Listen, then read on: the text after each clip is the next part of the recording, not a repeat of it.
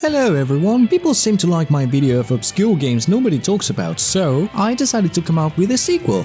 After all, there's so many games out there that have been forgotten, so why not give them some love as well? Also, I know that the thumbnail has Mega Man in it, but believe me when I tell you that it's not a clickbait. Not a single person in the world was able to tell me if they knew about this Mega Man game yet. Now stay with me because we are going to talk about all of them. Roll the intro!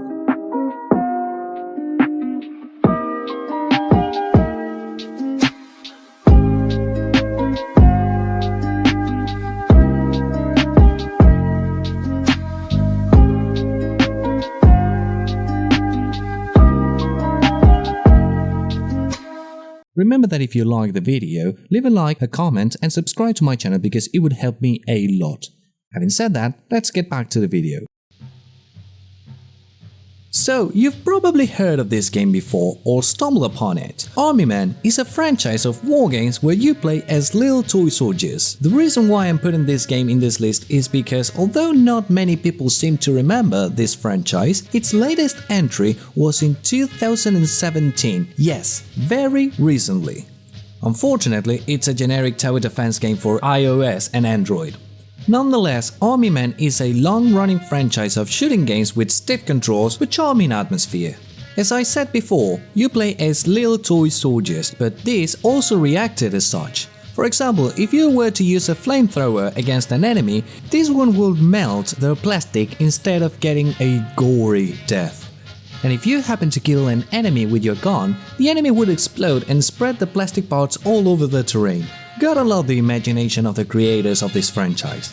If anyone could ever grab this concept and adapt it to a modern era, I'm sure that a lot of people would love to play it. Released in 1999, Legacy of Kain Soul River is not the first entry of its franchise, but the second one. You see, the first game, Legacy of Kain Blood Omen, was not really that good to be honest. I mean, it's not bad per se, but it's not good or interesting enough. However, its sequel, Soul River, takes a completely different shift from the first game. Soul River takes place within the fictional world of Nosgoth, where the health of the land is tied to the 9 pillars of Nosgoth, and each pillar, in turn, is represented by a guardian. Before the events of Soul River, the guardians became corrupt, and after Kain killed 8 of them, he discovered that he was the final pillar to be killed. Refusing to sacrifice himself to restore the pillars, he doomed Nosgoth to eternal decay and proceeded to raise his vampire lieutenants, including Raziel, to besiege the land. After Raziel ascends and becomes a superior being, surpassing Kain even, he is condemned and thrown into the Lake of the Dead. However, Raziel is resurrected as a wraith by the Elder God to become his Soul River and kill Kain, thus restoring Nosgoth. The gameplay relies largely on shifting between the material and spectral planes of existence to progress through the area. Because of that, this game not only encourages you to play with fast-paced action sequences but solving difficult and interesting puzzles as well. Also, have I mentioned how good the graphics and voice acting was by that time? It's really easy to say it with nostalgic goggles, but mate, it's so polished and well done. Definitely a game worthy of a remake. Maybe a topic for another video? We'll have to see for the future. I know that people love the Ninja Gaiden series. After all, who would want to play as a ninja? And when From Software released Sekiro: Shadows Die Twice, I was impressed to see them going back to the first games. What? Did you not know that From Software made games for the PS1 era? Well, of course they did. And one of the greatest games ever made was Tenchu, a really polished and yet difficult game for the PlayStation 1. You play as one of the 2 characters, Regimaru and Ayame, and you need to complete different levels using all of your gadgets at your disposal. Let me tell you, this game was incredibly hard, and with good reason. This franchise encouraged you to traverse the level without having enemies discovering your location or alerting other members.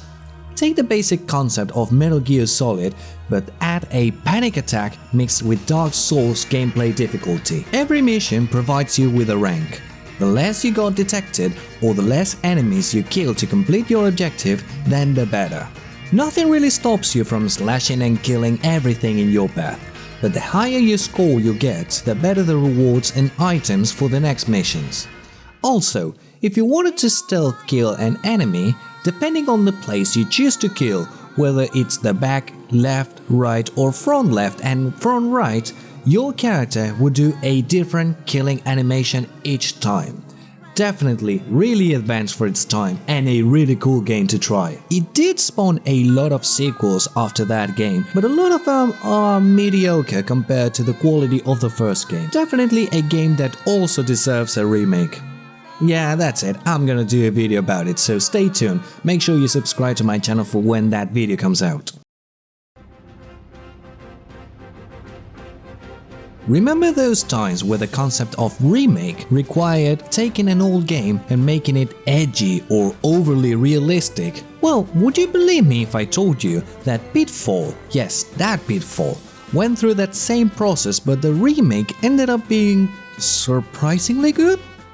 Well, it's not great by any means, but to adapt such an old game to the PS1 era and an audience of that time, it's a very respectable product.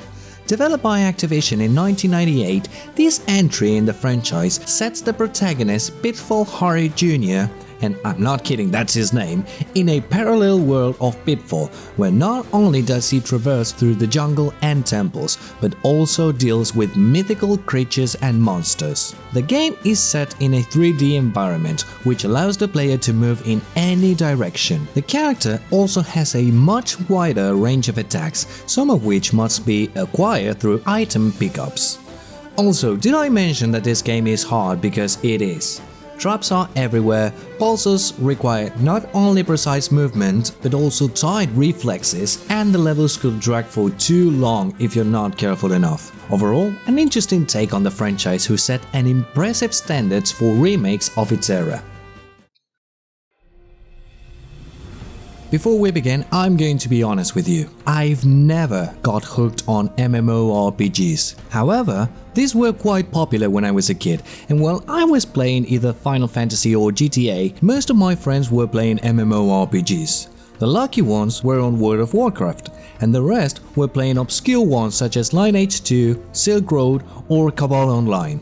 There's an interesting idea, MMORPGs that are really obscure that nobody remembers. Jeez, I'm so full of ideas today. Anyway, back to the topic. But the one I want to talk about today is called Moo Online. Created in December 2001 by the gaming company K2 Network, and just like almost every MMORPGs, players create a character among the 13 different classes and set foot on the Moo continent. What are these classes, you may be asking? Well, Dark Wizard, Dark Knight, Elf, Summoner, Rage Fighter, Magic Gladiator, Dark Lord, Grow Lancer, Rune Wizard, Slayer, Gun Crusher, Wild Mage Kundan, Mage Lumeria or Illusion Knight. There's a lot of them. Interesting fact, this game is based on the book of James Churchward, The Lost Continent of Moo. I wish that I could say more about this game, mechanics and such, but again, I've never been a huge fan of MMORPGs, so all I can say is that this one was very popular in South America, with a fanbase that remembers it fondly even to this day. Alright, I know you're waiting for this one, so let's get to it, shall we? Released in 1998 for the PS1 and Sega Saturn, Super Adventure Rockman is an interactive movie game and prime spin-off of the classic Rockman series created by Capcom, which was also named Mega Man in the West. Its gameplay is a combination of adventure game and shooting game. During the shooting segments, the game becomes similar to House of the Dead or Time Crisis. Mega Man artist and producer Keiji Inafune claimed that Super Adventure Rockman was developed during a time when Capcom was attempting to branch out the series by selling it to the lowest bidder. Although he had little involvement in the game, he was assigned to finish it after the project leader suddenly quit towards its completion. It would seem that there was a lot of controversies during the development of this game, as it was seen to have many plot elements that Inafune and his team did not seem appropriate for a Mega Man game. And no, not because of the shooting sequences, but rather for the plot itself, such as military helicopters falling out of the sky and people dying in droves. Inafune proclaimed, "If it had been up to me, I would have at least made it so that they all got away safely, via parachutes or something." So you can see how nobody truly wanted to be involved in this project. I actually remember getting this game as a kid and having a really hard time trying to complete it. And you know what? That's because it was much harder than I thought. However, this game is also very interesting for having fully animated cutscenes with some gameplay. It's like watching a Mega Man anime with segments of gameplay here and there. Definitely worth a try for the Mega Man enthusiasts.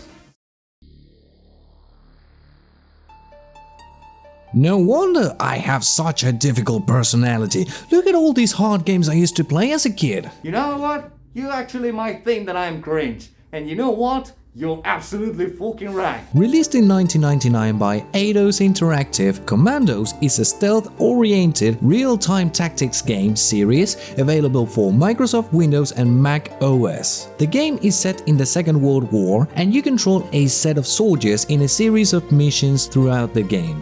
The gameplay is basically set in omnipresent mode from typical RTS games, where you are able to see everything in your surroundings. The objectives of this game do not necessarily mean that you have to kill the enemies or destroy their base. Sometimes it only requires you to move your troops without dying, and let me tell you, it is easier than done. You can throw rocks to distract enemies or shoot them, swim around the area, or crawl to avoid detection. Depending on the character you're using, your gadgets will vary, and you need to make everything you can to successfully complete the mission and assure that everyone in your squad survives. If you really want to take on a challenge that will force you to think critically and overcome obstacles throughout trial and error, give this one a try, since it's available on Steam and GOG Galaxy if you want to purchase them. And again, a list would not be complete with a very bizarre game as well. So boy oh boy, grab onto your balls, because this one, this one's a doozy. Alright, how do I describe this game in words that I would normally use without sounding like I'm having a stroke? I'll give it a try. Hilux is an RPG that uses claymation for the character sprites. Okay, so far so good.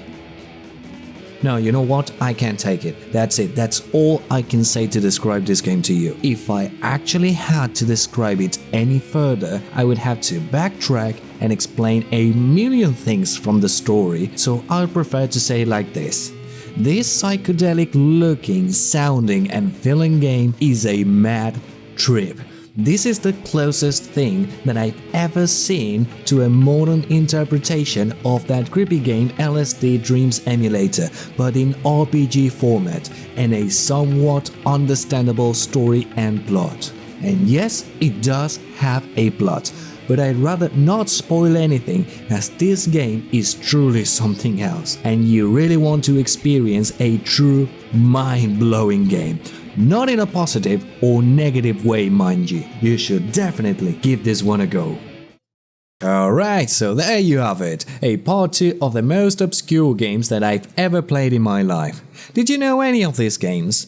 Was there any that I may have missed? Or even better, do you have any obscure games that nobody talks about? Let me know in the comments so I can check it myself.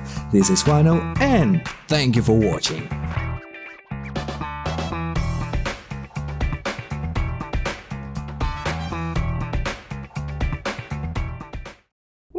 What's cooking? Good looking, because I'm fucking roasted in this suit.